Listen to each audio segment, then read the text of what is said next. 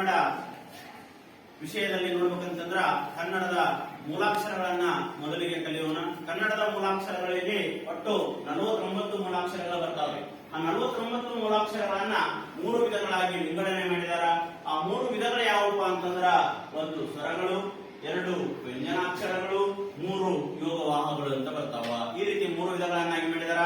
ಅದರ ಸ್ವರಾಕ್ಷರಗಳಲ್ಲಿ 13 ಅಕ್ಷರಗಳು ಬರ್ತಾವ, ವ್ಯಂಜನಾಕ್ಷರಗಳಲ್ಲಿ 34 ಅಕ್ಷರಗಳು ಬರ್ತಾವ, ಯೋಗವಾಹಗಳಲ್ಲಿ 2 ಅಕ್ಷರಗಳು ಬರ್ತಾವ. ಹಾಗಾದ್ರೆ ಸ್ವರ ಎಂದರೆ ಏನಂತಂದ್ರ ನೋಡ್ಬೇಕಂತಂದ್ರ ಸ್ವತಂತ್ರವಾಗಿ ಉಚ್ಚರಿಸತಕ್ಕಂತಹ ಎಲ್ಲಾ ಅಕ್ಷರಗಳನ್ನ ಸ್ವರಾಕ್ಷರಗಳಂತ ಕರೀತಾರ. ಹಾಗಾದ್ರೆ ಆ ಸ್ವರಾಕ್ಷರಗಳು ಯಾವುವು ಅಂತ ನೋಡ್ಬೇಕಂತಂದ್ರ ಇಲ್ಲಿ ಅ, ಆ, ಇ, ಈ, ಉ, ಊ, ಋ, ಎ, ಐ, ಓ, ಔ.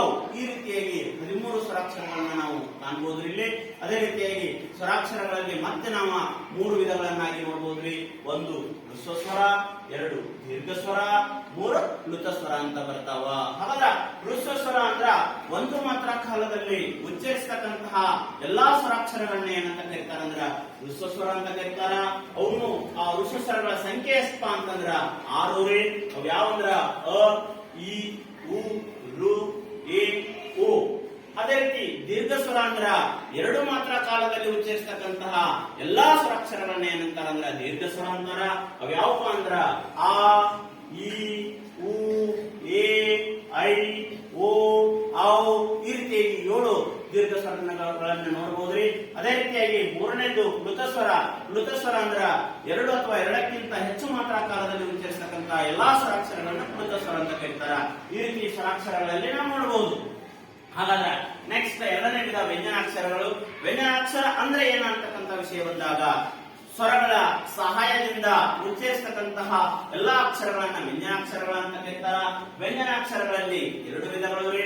1 ವರ್ಗೀಯ ವ್ಯಂಜನಾಕ್ಷರ, ಮತ್ತೊಂದು ಅವರ್ಗೀಯ ವ್ಯಂಜನಾಕ್ಷರ. ವರ್ಗೀಯ ವ್ಯಂಜನಾಕ್ಷರಗಳಲ್ಲಿ 3 ವಿಧಗಳನ್ನ ನೋಡಬಹುದ್ರಿ ನಾವು. 1 ಅಲ್ಪ ಪ್ರಾಣ, ಮಹಾಪ್ರಾಣ, ಅನುನಾಸಿಕ ಅಂತ ಬರ್ತಾವ. ಅಲ್ಪ ಪ್ರಾಣ, ಮಹಾಪ್ರಾಣ ಇವು ಕೂಡ ಸೇಮ್ ರೀ. ಸ್ವರಾಕ್ಷರಗಳನ್ನೇ ಹಂಗೆ ಹ್ರಸ್ವ ಸ್ವರ, ದೀರ್ಘ ಸ್ವರ ಹೇಳಿದ್ರೆ ಅದೇ ರೀತಿಯಾಗಿ ಡೆಫಿನೇಷನ್ ಬರ್ತದೆ. ಅದೇ ರೀತಿ ಅನುನಾಸಿಕ ಅಂತಂದ್ರ ಮೂಗಿನ ಸಹಾಯದಿಂದ ಉಚ್ಚಾರ ಮಾಡ್ತಕ್ಕಂತ ಅಕ್ಷರಗಳನ್ನ ಏನಂತ ಕರೀತಾರ ಅನುನಾಸಿಕ ಅಂತ ಕರೀತಾರೆ. ಈ ರೀತಿಯಾದಂತಹ ಒಂದು ಚಾರ್ಟ್ ಅನ್ನ ಹಾಕಿದ್ರಿ ವಿದ್ಯಾರ್ಥಿಗಳೇ. ನೋಡ್ರಿ ಇಲ್ಲಿ ಅಲ್ಪ ಪ್ರಾಣ ಕ, ಚ, ಟ, ತ, ಪ ಅಂದ್ರೆ ಸಿಂಪಲ್ ಆಗಿ ಹೇಳೋದು, ಸರಳವಾಗಿ ಹೇಳೋದು. ಅದೇ ಮಹಾಪ್ರಾಣ ಅಂತ ಬಂದಾಗ ಖ, ಛ, ಠ, ಢ, ತ, ಪ ಈ ರೀತಿಯಾಗಿ ಏನ ಗಟ್ಟಿ ಉಸಿರಿನಿಂದ ಹೇಳ್ತಕ್ಕಂತ ಅಕ್ಷರಗಳು ಮಹಾಪ್ರಾಣಾಕ್ಷರಗಳು ಅಂತ ಕರೀತಾರ. ಮೂಗಿನಿಂದ ಉಚ್ಚಾರ ಮಾಡ್ತಕ್ಕಂಥ ಅಕ್ಷರಗಳನ್ನ ಅನುನಾಸಿಕ ಅಂತ ನೋಡ್ರಿ. ನ್ಯ, ನ್ಯ, ನ, ನ, ಮ ಈ ರೀತಿಯಾಗಿ ನಾವು ವರ್ಗೀಯ ವ್ಯಂಜನಾಕ್ಷರಗಳನ್ನ ನೋಡಬಹುದು. ಅದೇ ರೀತಿ ಅವರ್ಗೀಯ ವ್ಯಂಜನಾಕ್ಷರಗಳು ಕೂಡ 9 ಬರ್ತಾವ್ರಿ. ಒಟ್ಟು ವ್ಯಂಜನಾಕ್ಷರಗಳು 34 ರೀ. ಅದೇ ರೀತಿ 3ನೇದಾಗಿ ಯೋಗವಾಹಗಳು. ಯೋಗವಾಹಗಳು 2 ರೀ. 1 ಅನುಸ್ವರ, ಮತ್ತೊಂದು ವಿಸರ್ಗ. ಅನುಸ್ವರ ಅಂದ್ರೆ ಅಂ, ಹಾಗಾದ್ರೆ ವಿಸರ್ಗ ಅಂದ್ರೆ ಆಹಾರಿ. ಅದೇ ರೀತಿಯಾಗಿ ನಾವು ಈ ಅಕ್ಷರಗಳನ್ನ ನೋಡಿದಾಗ ಇಲ್ಲಿ ಅಕ್ಷರಗಳು ಯಾವ ನಮ್ಮ ದೇಹದ ಯಾವ ಭಾಗದಿಂದ ಉಚ್ಚಾರವನ್ನು ಮಾಡಬೇಕಂತಕ್ಕಂಥದ್ದು ಒಂದ ಇಲ್ಲಿ ವಿಷಯ ಬರ್ಬಿಡ್ತದ.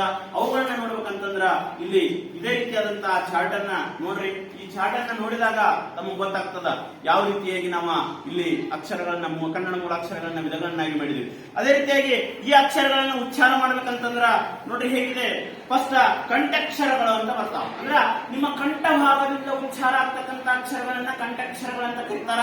ನೋಡ್ರಿ ಕ, ಯು ಆಲ್ಸೋ ಸೇ ಖ, ಖ, ಗ, ಘ. ನಿಮ್ಮ ಕಂಠ ಭಾಗದಿಂದ ಉಚ್ಚಾರ ಆಗ್ತಾ ಇದ್ದಲ್ಲ ಈ ರೀತಿಯಾಗಿ. ಅದೇ ರೀತಿಯಾಗಿ ತಾಲವ್ಯ, ತಾಲವ್ಯ ಅಕ್ಷರಗಳು ಬರ್ತಾವ. ತಾಲವ್ಯ ಅಂತಂದ್ರೆ ದವಡೆಯಿಂದ ಉಚ್ಚಾರ ಆಗ್ತಕ್ಕಂಥ ಅಕ್ಷರಗಳು ನೋಡ್ರಿ. ಛ, ಛ, ಜ, ಝ ಈ ರೀತಿಯಾಗಿ ದವಡೆಯ ಮೂಲಕ ಉಚ್ಚಾರ ಆಗ್ತಕ್ಕಂಥ ಅಕ್ಷರಗಳ್ರಿ.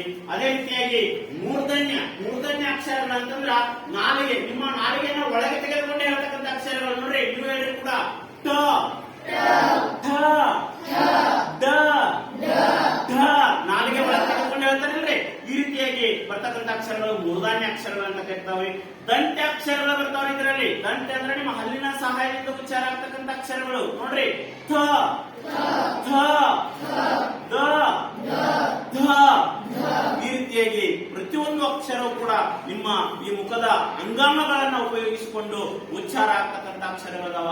ಈ ಎಲ್ಲವನ್ನು ನೀವು ಕಲಿತಿದ್ದಾದ್ರ ಕನ್ನಡ ವಿಷಯ ನಿಮಗೆ ಅತಿ ಸರಳವಾಗಿ ಏನಾಗ್ತದಂದ್ರ ಗ್ರಹಿಕೆ ಆಗ್ತದ, ತಿಳಿಯುತ್ತದ ಅಂತಕ್ಕಂಥ ವಿಷಯ ನಾವು ತಿಳ್ಕೋಬಹುದು. ವಿದ್ಯಾರ್ಥಿಗಳೇ, ತಮಗೆಲ್ಲ ಈ ಒಂದು ಟಾಪಿಕ್ ಅರ್ಥ ಆಯ್ತು ಅಂತ ನಾನು ಅನ್ಕೊಟ್ಟಿದ್ದೇನೆ. ಇದರಲ್ಲಿ ತಮಗೇನಾದ್ರೂ ಸಮಸ್ಯೆಗಳಿದ್ರ ಕೇಳಬಹುದು, ಇಲ್ಲಾಂದ್ರೆ ಅರ್ಥ ಆಯ್ತಲ್ಲ?